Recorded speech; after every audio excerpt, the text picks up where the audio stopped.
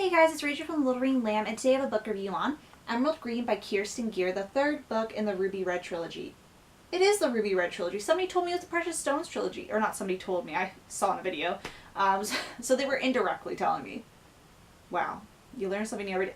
Anyway, for my random rant, if you haven't read the first two books, Ruby Red and Sapphire Blue, spoilers about them. This will be spoiler free for this book, and if I do want to say something, because sometimes in the course of the video I change my mind, I'll let you know spoilers are going to come in. If you're new to my book reviews or just need a refresher, I have books in 5 different categories: plot, characters, cover, suspense, and overall in terms of reading again. 1 out of 5, not so soon. At 5 out of 5, very soon.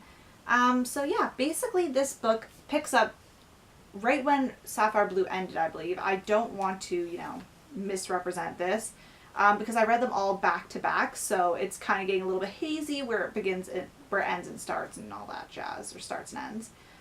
So basically, I give this plot a 4.5 out of 5.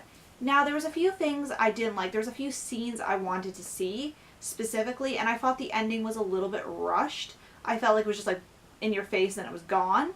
I would have liked the ending to be a bit more fleshed out, I think. But for the most part, like the beginning of the book, like there's a little bit of a, with the Gideon thing with Sapphire Blue, is a little bit carrying on to the beginning of the third book, and it was a little bit slower, but it really picked up, and I really, really enjoyed what happened. I really love this trilogy. I wish Kerstin Gier would write more of this trilogy.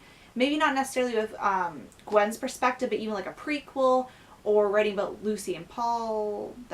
Lucy and Paul. And I just really love this world that Kerstin Gier has constructed. I think it's fabulous. I'm not one who really likes, I'm really into contemporary books, so the fact that I really love this time traveling book, even though it is contemporary, it has time traveling is I don't know, I wouldn't classify it as sci-fi necessarily, but it's kind of out of my realm. I don't read a lot of books in that field, even though I've read the Outlander series and Passenger.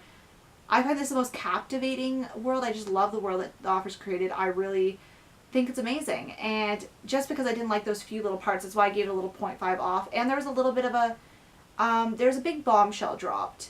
Well, it was really big. I saw it kind of coming, but it was big for the characters. And we didn't really get a conversation fleshing that out. We kind of just got a, overview where it was and they talked. Next scene, let's go. And I really wanted I really wanted a nice emotional scene.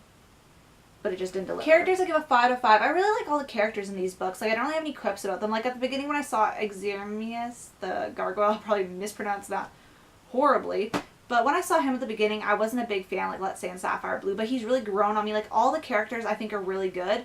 Not all of them are really fleshed out, but it is a very mysterious society, so some of them aren't going to be as fleshed out. I really liked how we got to see more of Lucas. Gwen's character I really do enjoy. She is a little bit juvenile, for me, reading it, but I still really enjoy her character, and I can still appreciate that she's not going to be, as mature as I am reading this. Some things, it'd be easy for me to just get annoyed at her, but I can understand because I was I'm not that old. I'm from her age in this book. I'm only 5 years older, but it just feels like she's maybe 14 rather than 16 with some of her actions. But I still really like her as a main character. I do like Gideon. I like how everything was kind of explained and we got closure, and this one had a lot of throwbacks for scenes we saw in the first and second books. They kind of came back in this book and it all came full circle, which I love when books come full circle and series come full circle, so I really appreciated that. And yeah, so cover, I give a 5 out of 5. I really love these covers. I have the paperback one of Ruby Red, which is just the girl in the dress. I don't know if you can see that, but I really love these ones. They just look so stunning. I love how it's jeweled and has a clock.